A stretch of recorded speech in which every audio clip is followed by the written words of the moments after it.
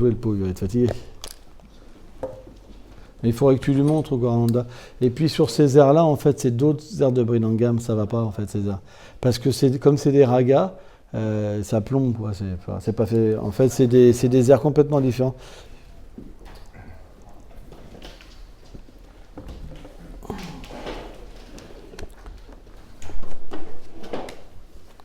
Après, il joue des tablas là-dessus, mais peut-être qu'il y a possibilité de jouer, je sais pas, en ternaire, ou je sais pas. Pas en ternaire, mais je pense que c'est plus à contre-temps que ça se joue. Bah, il faudrait que je t'envoie comment il joue. C'est intéressant. Donc,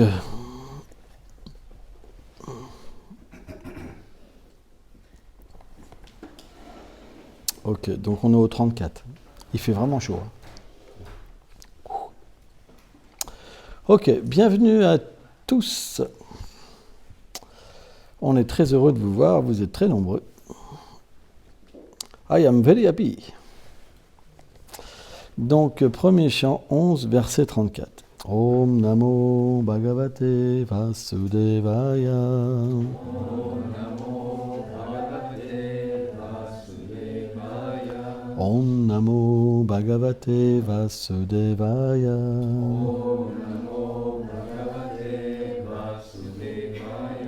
Om Namo Bhagavate Vasudevaya.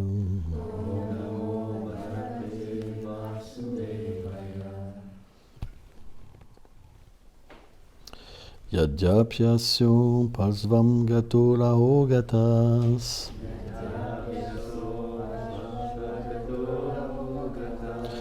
Tatapi tasyam grim yugam navam navam. Pade padekam virameta tat padash.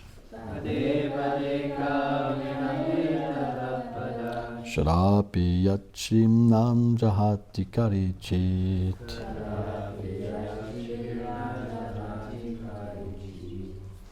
Traduction. J'ai pas de son. Bon. Bien que le Seigneur fût revenu auprès d'elle dans l'intimité, ses pieds pareils au lotus leur apparaissaient toujours d'une fraîcheur nouvelle à chaque instant. Quelle femme pourrait les abandonner si la déesse de la fortune Lakshmi elle-même, pourtant par nature instable, ne peut jamais les quitter? Commentaire. À chaque moment, pour les reines, les pieds du Seigneur leur apparaissaient toujours plus frais. Il est dit que la déesse de la fortune, Lakshmi, est de nature changeante, qu'elle quitte un lieu pour un autre. C'est pourquoi nul ne connaît la richesse d'une manière durable en ce monde. Mais le Seigneur a une nature si inconcevable, toujours nouvelle à chaque instant, que bien qu'instable, Lakshmi ne désire jamais quitter même pour un instant le refuge de ses pieds. Si elle ne peut les laisser, que dire d'autres personnes? Om Agyanati Milandasya Yanam Shalam Shadakaya Shakshu Namilitam Jena Tasmai Shigulave Nama Nama Om Vishnu Padaya Krishna Pestaya Bhutali Shrimate Bhaktivedanta Swaminiti Namini Namaste Sarasvati Devi Golavani Pracharini Nilveshesha Sunyavadi Prachatya Deshatarine. Le Srimad Bhagavatam nous offre toujours une proximité très intime. Ça, c'est des sujets super intimes. C'est des sujets qui peuvent simplement être discutés par les paramahamsa. Des personnes qui peuvent avoir un aperçu, je dis bien un aperçu des gloires des pieds du Seigneur suprême. L'autre jour, on lisait un passage dans le 5e chant du Srimad Bhagavatam, chapitre 18, où Lakshmi Devi glorifiait la position supra-exaltée des Vaishnavas. Et c'est vraiment quelque chose d'extraordinaire. Quand par exemple, le matin, on prie Shri Guru Charana Panma Kevaraba Kati Sanma. les pieds de gourou, des Vaishnavas, ils sont considérés comme le coffre-fort de la dévotion. Ça veut dire que par la poussière des Vaishnavas, des pieds des Vaishnavas, on peut obtenir Krishna. On peut obtenir le plus haut but. Mais c'est très difficile pour l'âme conditionnée de pouvoir comprendre de sujets comme ça, c'est impossible. Parce que l'identification au corps, ça veut dire l'ignorance. Et quelque part, l'ignorance, c'est un état de condition misérable. On voit par exemple, prenons l'exemple d'un porc. Un porc, si vous lui donnez des excréments chauds ou un bon gâteau avec de la crème, il va préférer les excréments chauds. Et donc, selon la nature qu'on développe au contact des trois modes de la nature matérielle, ignorance, passion et vertu, on a une attirance pour ce monde, mais pas pour le Seigneur suprême. Ce n'est pas possible. L'attirance pour le Seigneur suprême, elle commence sur le plan nirguna, de la transcendance. Alors on peut se dire, c'est ça la nouvelle, Swami, que jamais on sera attiré par le Seigneur suprême.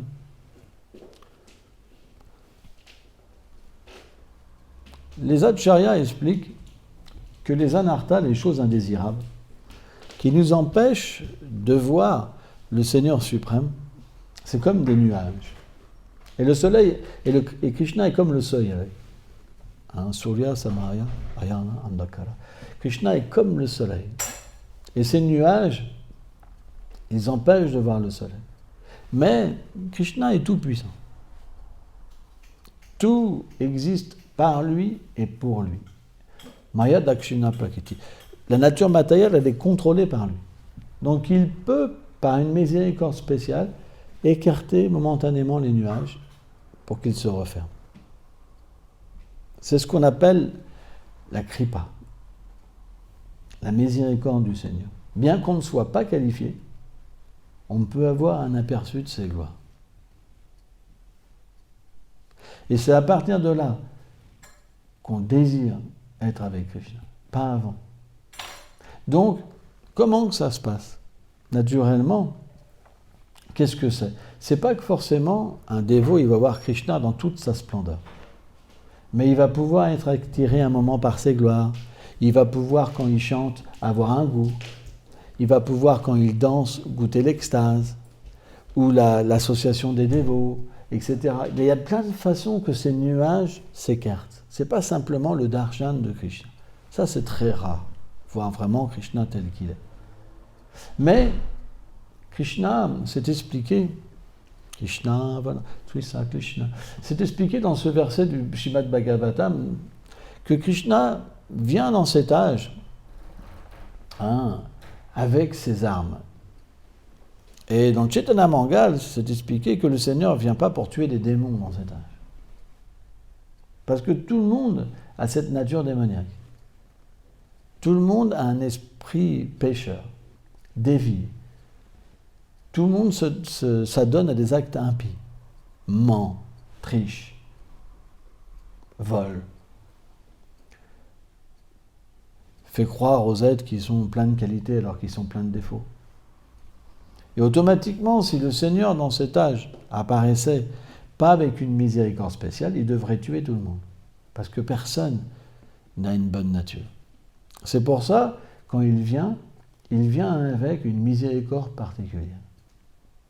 Et lorsque les nuages s'écartent pour voir, pour laisser place à cette miséricorde, elle s'effectue, cette miséricorde, sous plein d'aspects. Mais à travers les Vaishnavas, à travers les personnes qui ont une qualification particulière, qui ont de la dévotion. C'est pour ça, Lakshmi Devi, dans ce passage-là, il y a comme une sorte d'envie envers les Vaishnavas. Parce que Krishna, Narayan, explique que les Vaishnavas, ils sont encore plus chers que sa propre personne, que Lakshmi Devi. Et pourtant, Lakshmi, elle est constamment en train de masser les pieds du Seigneur suprême.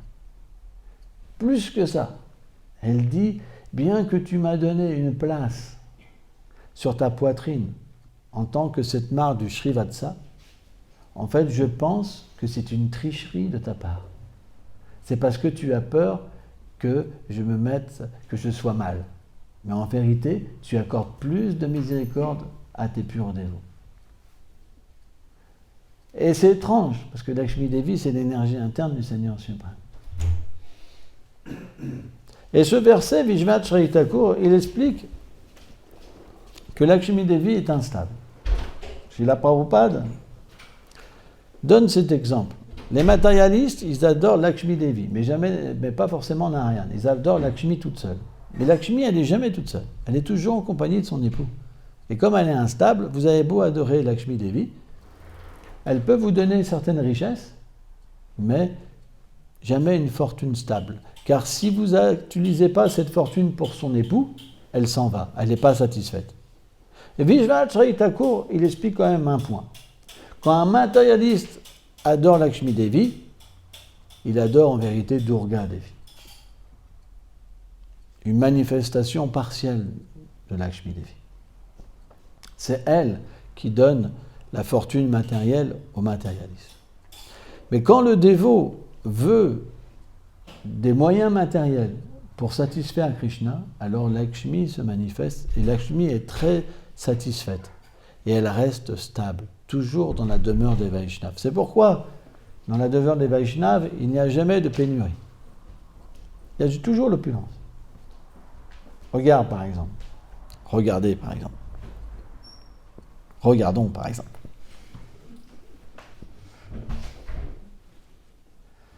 Un petit cours de grammaire. Par exemple, prenons cette histoire avec les disciples de Prabhupada. Un jour, ils n'avaient plus le moyen pour payer le centre. Qu'est-ce qui s'est passé? Il y a des billets du ciel qui sont tombés. Ils ne savent même pas pourquoi. Ils ont ramassé et après ils avaient assez d'argent. Il y a plein d'histoires comme ça. Par exemple, ici, dans ce temple, on a eu la pénurie. Toutes nos activités sont arrêtées. Plus rien. Rien ne rentrait, pourtant l'argent, il est rentré encore plus. Et plus facilement. Pourquoi? Parce que c'est mystique. En vérité, Krishna vous fait travailler, vous fait faire un service pour le maintenir, mais c'est lui qui maintient. C'est pour ça, mettez de la joie. C'est pas une corvée, parce que si vous pensez que c'est une corvée, à un moment, vous ne serez plus là. Si vous n'êtes pas content de faire ça, un jour, vous ne serez plus là. Et Krishna prendra quelqu'un d'autre à votre place. Mais ne pensez pas que vous maintenez le temple. Parce que même si même tous vos services s'en allaient, Krishna maintiendrait. Parce qu'il est tout puissant. Parce qu'il est une personne. Parce qu'il peut agir. Il n'est pas simplement une énergie. C'est vrai, toutes les énergies viennent du Seigneur suprême. Mais c'est les énergies qui viennent de lui, pas l'énergie qui fait Krishna. Krishna dit, je suis la base du Brahman. Brahman Prastaham. C'est très important à comprendre. Il y a ce fameux divertissement, le Chaitanya Mangal, qui est extraordinaire. On l'a raconté il n'y a pas si longtemps ça, mais là, ça parle des pieds pareils au lotus du Seigneur. Et un jour, Rukmini, elle était avec le Seigneur. Et elle lui a dit comme ça, parce que parfois les dévots, ils sont même en séparation. Avec tellement l'amour est intense que parfois Radharani, elle pense que Krishna est parti. C'est très puissant. L'amour, c'est très puissant, spirituel. Et elle peut alors complètement se fondre dans la lamentation, dans les pleurs. Et même si Krishna est là pour la caresser, pour la rassurer, elle pense que Krishna est parti. En fait. Vous vous rendez compte? Et il n'y a que Radharani qui aime Krishna de cette manière-là. Personne ne peut être une rivale de Radharani. On dit que Chandravali, c'est une rivale. Mais en fait, c'est Radharani elle-même qui se manifeste en tant que Chandravali, pour avoir cette concurrence. Mais Chandravali, elle ne peut pas se mesurer à Radharani. Et donc, Rukmini, elle a dit une phrase qui a choqué le Seigneur suprême.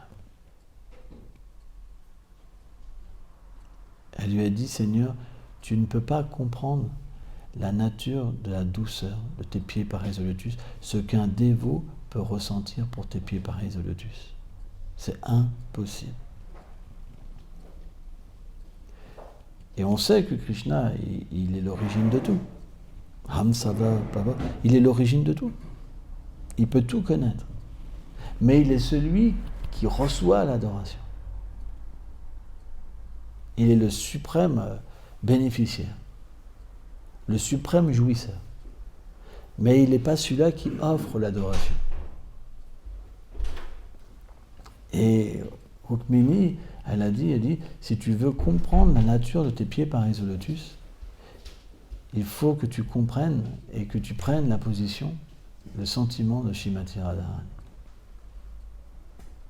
Et quand Krishna, en fait, s'est absorbé dans cette idée-là, il a manifesté une forme si belle, si merveilleuse. La forme de Chaitanya Mahaprabhu. On a des mantras et des gayatris où on médite sur la forme de Mahaprabhu. En fait, cette forme de Mahaprabhu, c'est quand Krishna, finalement, prend la position de Srimati Radharani, goûte le sentiment de Srimati Radharani.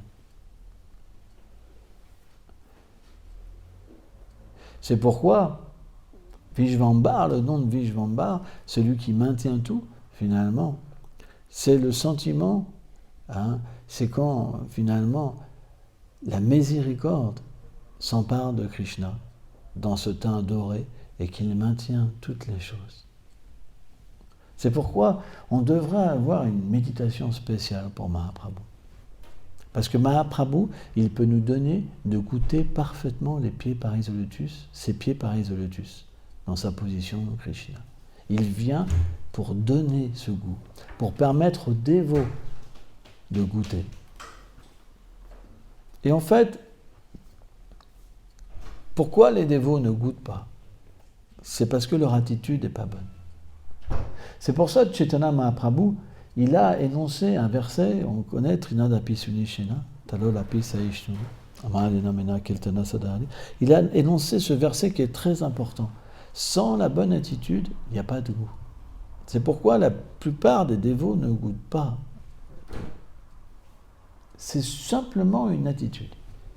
Envers votre mari, envers vos enfants, envers les dévots. Il n'y a pas de goût. Vous pouvez par exemple avoir dans une salle tous les dévots en extase et vous pouvez avoir 2-3 dévots qui sont là, qui ne peuvent pas goûter. C'est juste leur attitude. Parce que s'il n'y a pas la bonne attitude, on est malade spirituellement. L'éveil du goût, l'extase ne peut pas se manifester. On ne peut pas goûter la joie. Donc on ne peut pas danser, on ne peut pas bouger, on ne peut pas être avec tout le monde. Et finalement, on s'écarte de plus en plus. Et même, on peut même être en colère contre ceux qui dansent, en se disant « Ouais, il y en a marre, toi. Je voudrais être tranquille un peu, ou ceci. » Vous comprenez? Il y a une telle frustration. C'est pourquoi c'est pas bon. Il faut avoir une bonne attitude. Comprenez que quand vous vous mettez en colère, vous perdez la joie. Et on les voit, les dévots qui se mettent en colère, ils ne sont jamais en extase. Jamais. Ils ont un problème au fond de leur cœur. Et ça fait mal. Moi, ça me fait mal. Ça me fait souffrir. J'ai envie que mes enfants goûtent la joie, qu'ils soient en extase, qu'ils pleurent, qu'ils rient. C'est tellement merveilleux. Au moins physiquement, même s'il n'y a pas cette expérience de la Swarup, de l'identité éternelle, au moins qu'avec ce corps, ils puissent l'utiliser pour le Sankirtan, pour glorifier le nom du Seigneur. Et ça, il faut une bonne attitude.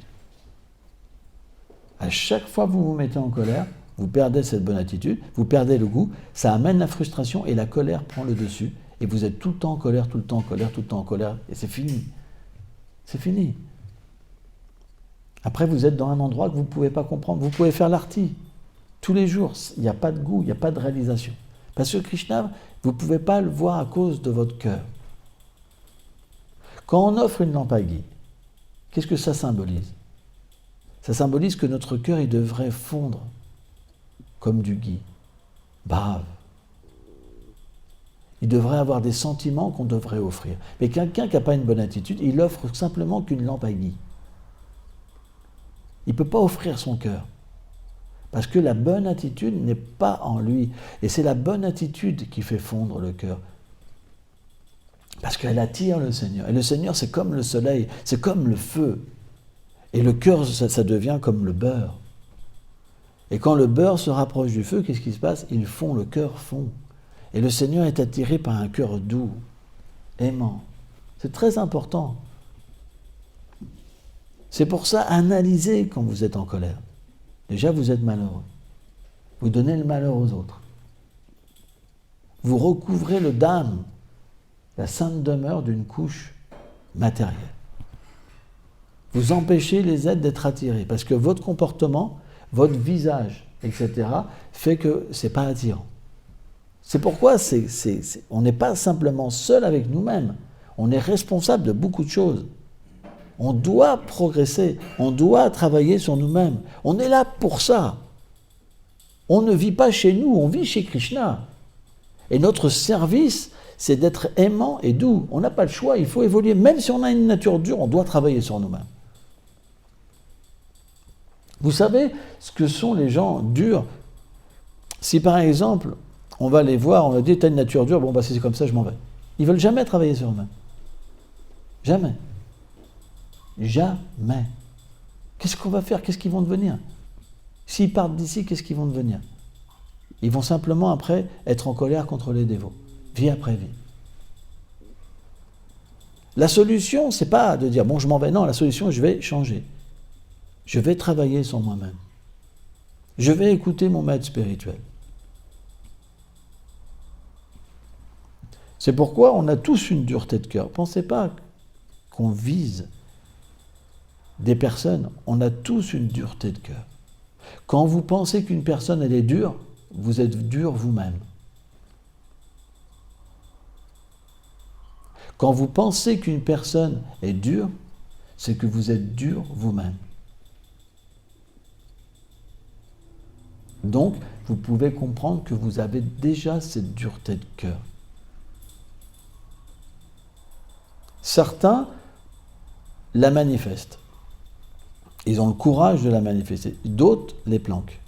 Parce qu'ils veulent passer pour des saints ou pour des bons dévots. Parce qu'ils ont entendu dire, les Vaishnavas disent qu'il faut être joyeux. Et pourtant, ils sont pleins de désirs matériels. Ils peuvent danser, mais ils ont plein de désirs.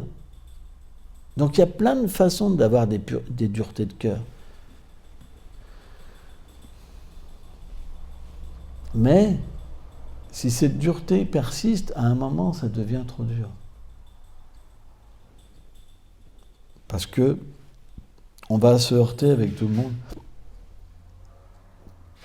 Et on devient dans une impasse où notre vie nous fait souffrir. On devrait... Je me rappelle, Gogovina Maharaj, j'avais assisté à plusieurs de ses classes, et il avait une canne, comme ça. Et c'est quelqu'un qui criait beaucoup.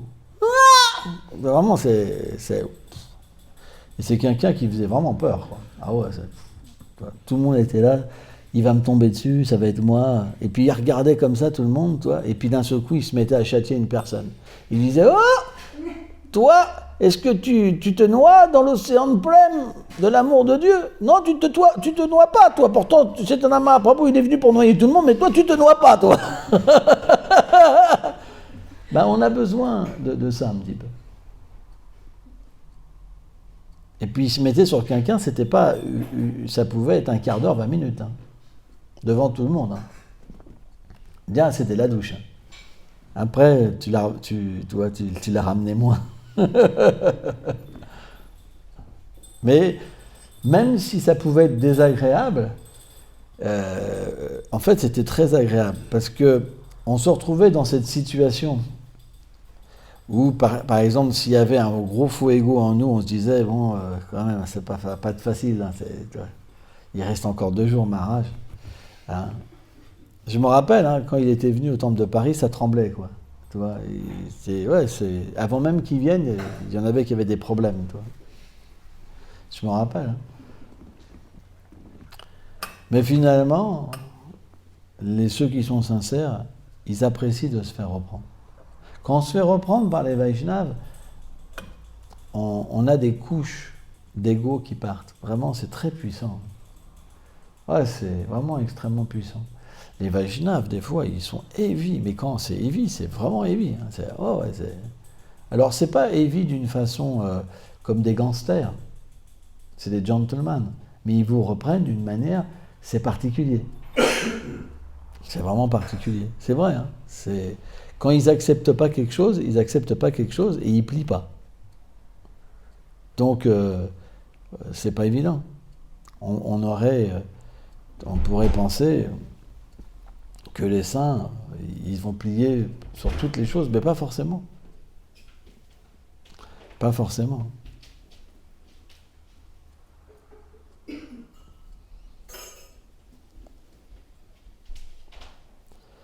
Mais si on a de l'humilité, et surtout si on désire le but de l'existence, qui sont les pieds pareils de lotus de Krishna, qui sont offerts par le divin service de Shrimati Radharani et de ses servantes, alors on va naturellement comprendre dans notre cœur qu'est-ce que représentent les pieds pareils de lotus des Vaishnavas, et on va prier pour avoir cette miséricorde. Alors, quand on parle de Vaishnava, on parle de Vaishnava qualifiés, vraiment qualifiés. Des gens qui ont des pieds pareils de lotus, ça veut dire qu'ils ont une forme transcendantale. Des personnes qui peuvent véritablement comprendre ce que c'est la douceur des pieds pareils de lotus de Krishna. Et cet attachement, il va naturellement donner la bonne attitude. L'expérience d'être attaché au Vaishnava, ça apporte beaucoup d'humilité. Quand on n'est pas attaché au Vaishnava, on n'a pas d'humilité. Parce que l'attachement, ça veut dire que je veux lui faire plaisir. Et qu'est-ce qui fait plaisir à un dévot? C'est qu'on a un bon comportement.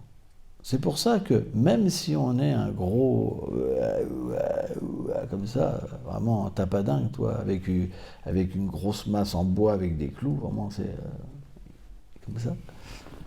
Eh bien, si un Vaishnava nous accorde la miséricorde, on devient graduellement très doux. On peut goûter de l'humilité qui est vraiment renversante. On peut se retrouver par le souvenir d'un Vaishnava complètement transformé. C'est très puissant, le souvenir des pieds pareils de lotus d'un Vaishnava. On peut se sentir complètement transformé. Mais qui peut goûter ça? Quelqu'un qui est fidèle, quelqu'un qui est vraiment abandonné. Pas quelqu'un qui va toujours voir des fautes chez le maître spirituel. Non. Quelqu'un qui peut, par une miséricorde spéciale, percevoir la nature interne du gourou. Parce que l'abandon, il est possible quand il y a la foi. L'abandon, il est possible quand il y a une confiance absolue. Sans ça, ce n'est pas réalisable. C'est pourquoi le Chaitya Guru, Krishna dans le cœur, fait les arrangements pour révéler des aspects internes du gourou pour que le disciple ait la foi. Parce que sans ça, comment on peut s'abandonner avec ce qu'on voit avec des yeux matériels? Les yeux sont imparfaits. Et personne dans ce monde peut agir parfaitement. C'est impossible.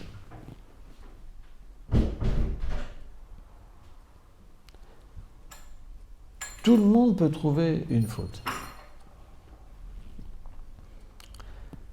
Parce que on a tous une conception de vie différente.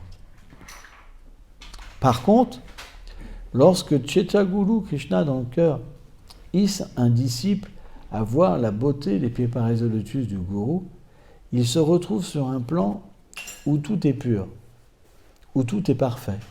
Et il peut véritablement avoir une expérience de la perfection, de la dévotion. Et c'est avec ce souvenir-là qu'il peut s'abandonner. Sans ça, c'est pas possible. On a vu dans le passé. Moi, je me rappelle, j'avais une fois, j'étais à Mayapur et j'avais vu, alors je dirais pas le nom, un maître spirituel qui était tombé pas longtemps après. Il avait beaucoup de disciples. Il y avait 500 disciples qui l'accompagnaient. Il allait donner une classe et tout le monde l'adorait avec une vénération comme le Mahabhagavat, etc. Et moi, quand j'ai vu cette personne-là, j'ai senti dans mon cœur que ce n'était pas un pur dévot. Il est tombé 6 mois après. Et tous les disciples, et après ils sont partis la plupart. Parce que, en fait, quand on ne peut pas avoir cette révélation interne,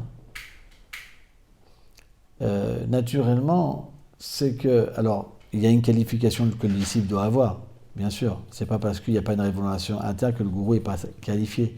Mais si le disciple il n'est pas qualifié, même et qu'il a une mauvaise attitude, même s'il est connecté avec un gourou qualifié, il n'aura pas de réalisation interne. Il ne pourra pas véritablement avoir cet abandon pur. Mais si le gourou n'est pas qualifié, l'abandon ne peut pas être parfait non plus. Et quand l'abandon n'est pas parfait, ben on peut quitter quelqu'un même s'il est qualifié, et on peut quitter le mouvement de Sankirtan si cette personne qui est tombée est partie. En fait, qu'est-ce qu'on adore? Krishna, c'est le gourou original.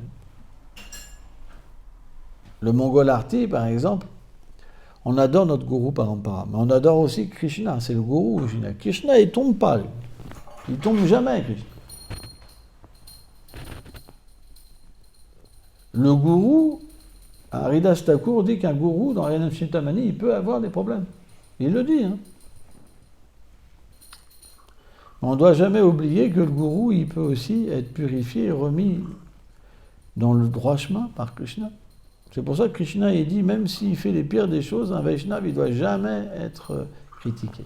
Parce que Krishna peut le purifier en quelque comme ça et le remettre sur la voie.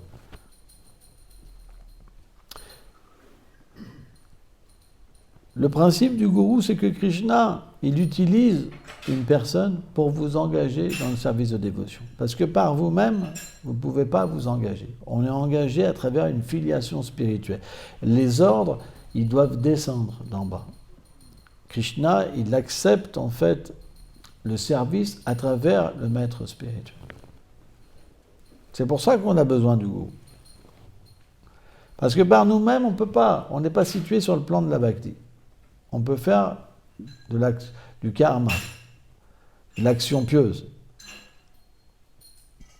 Mais on ne peut pas servir Radha et Krishna à un niveau immature. Donc à travers le gourou, c'est comme l'intermédiaire transparent. On sert Radha et Krishna et graduellement, quand la pureté vient par ce service, alors le service est réalisé. Ce n'est pas de l'action... si on est vraiment sincère, cette action, elle va devenir pure graduellement. Le résultat sera Radha et Krishna.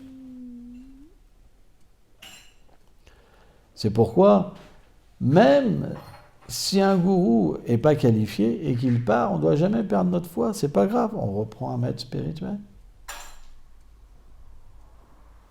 Malheureusement, les gourous qui sont...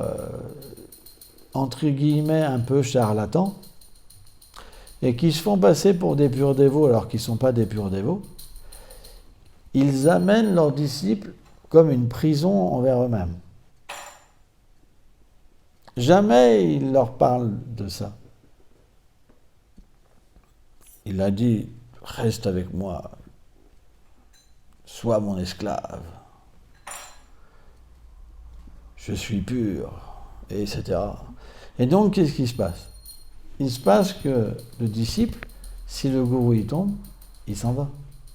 parce qu'il a senti qu'il s'est fait tricher. Vous comprenez? Et c'est la plus grande tricherie. C'est quelque chose que vous avez, même toute une vie, vous ne pouvez pas vous remettre.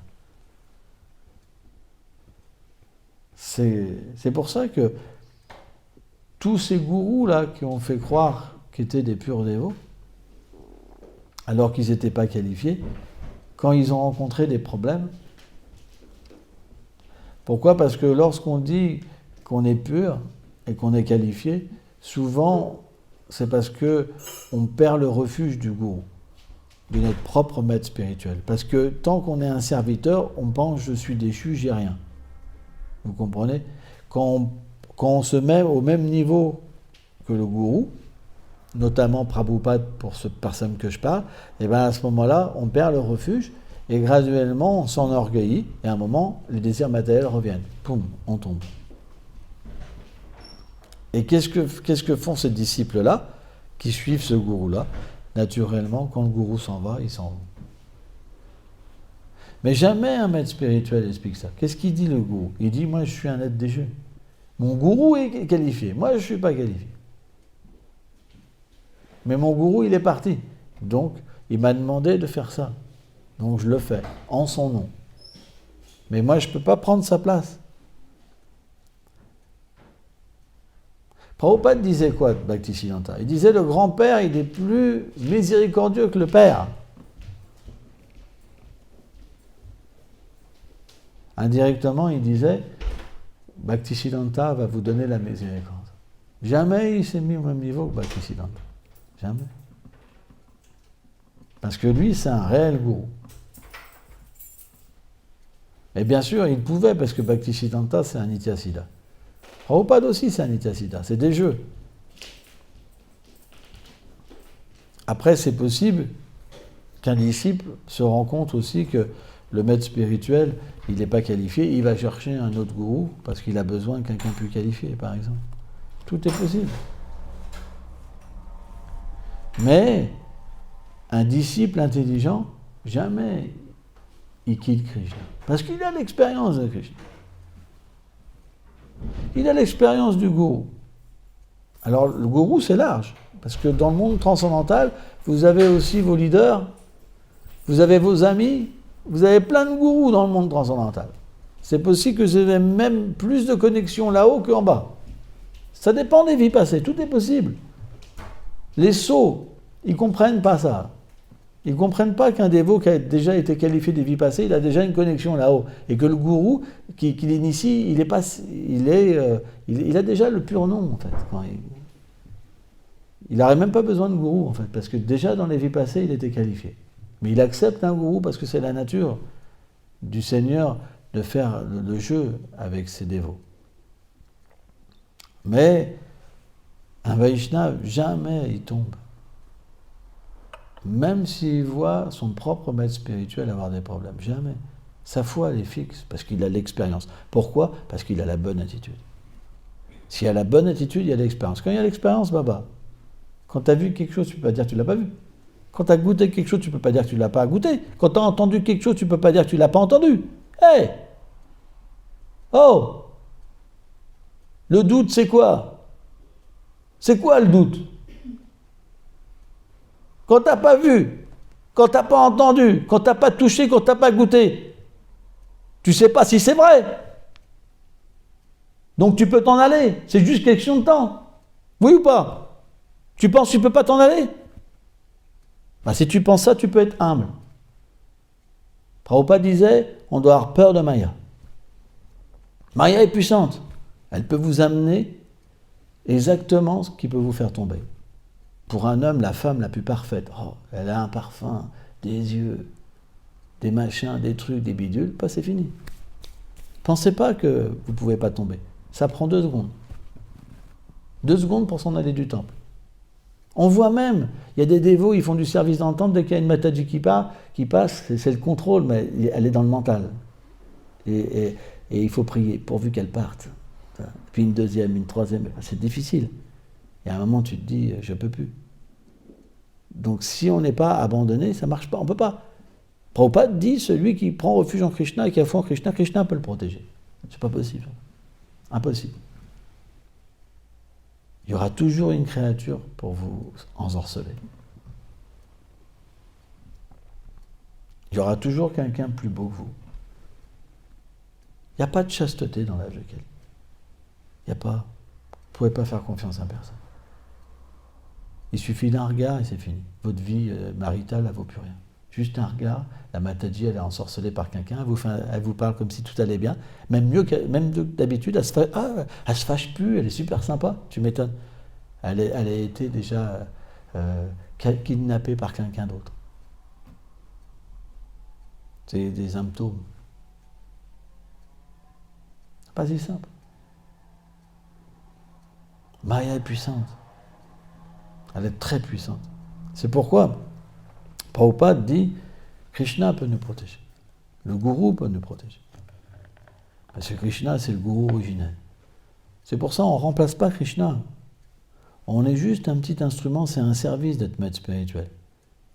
On n'est pas là pour exploiter les gens. On est là pour faire un service. Et nos disciples, on les sert. On sert Krishna à travers nos disciples. On voit tous ces gourous qui sont tombés, ils pensaient qu'ils étaient... on voit par exemple des personnes comme Bhagavan, ils jetaient leur prachad, leur reste, et les disciples ils s'arrachaient les restes, mais on ne fait pas des choses comme ça. Ouais. Devant tout le monde comme ça, tu ne jettes pas tes restes comme ça. Tu ne fais pas des choses comme ça.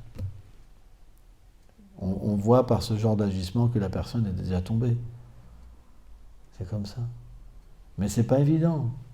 Si on n'a pas l'expérience de la pure dévotion, on ne peut pas savoir qui est un pur dévot. C'est pas possible. Et même parfois, Radha et Krishna, ils cachent la nature des Vaishnavas. Même les Vaishnavas ne peuvent pas voir. On voit avec l'histoire de Chamananda, c'est une réalité. Il y a des divertissements. Donc, soyez patients et plein de détermination. Essayez d'être fort et pas être faible. La force, ça vient comment? L'humilité. Quand vous pensez être fier comme ça et que vous dites des fortes paroles là, sur WhatsApp, là, par exemple, là, vous avez gâché votre vie. Et vous faites mal au maître spirituel, à toute la parampara. Parce que dans ce moment-là, le maître spirituel, il sait que vous n'atteindrez pas la perfection dans cette vie, vous reviendrez. Il ne peut rien faire pour vous. L'humilité. Vous êtes là pour changer, pour devenir des personnes d'amour, pas des monstres. Changez. C'est ce tout le monde vous demandera ça. Krishna vous demande ça. C'est votre ami. Si vous ne changez pas, il ne peut pas vous voir. Krishna ne peut pas être dans le cœur d'une personne qui a de la colère, de l'avidité. C'est pas possible. Merci beaucoup.